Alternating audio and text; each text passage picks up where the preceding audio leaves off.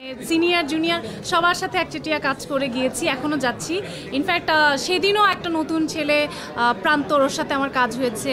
তারপর আমি সবসময় চাই যে যারা একটু ট্যালেন্টেড বা যাদের সেই স্পেসটা দরকার, যদি আমার দ্বারা একটুও তাদের হেল্প হয়, ডেফিনেটলি আমি যখন নতুন এসেছিলাম আমার সিনিয়ররা আমাকে অনেক হেল্প করছে।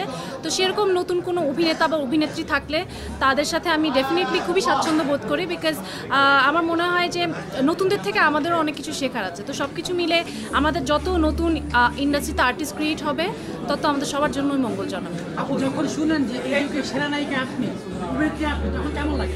ভাইয়া সেরা তো খুবই আপেক্ষিক, সেরার সংজ্ঞা এক একজনের কাছে এক এক রকম। আমি সবসময় চেষ্টা করি আমার নিজের সেরাটা দেওয়ার, যাতে এই বছর যা করেছি নেক্সট ইয়ার নিজেকে ছাপিয়ে যেতে পারি। তো সেটা আমার সবসময় প্রচেষ্টা থাকে। নতুন বছর নিয়ে আমি খুব এক্সাইটেড, যেটা আমি বললাম যে একটা গান অলমোস্ট আসছে, ভ্যালেন্টাইনে আমার একটা খুব ভালো প্রজেক্ট আসছে।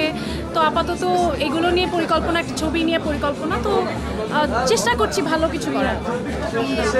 Thank you.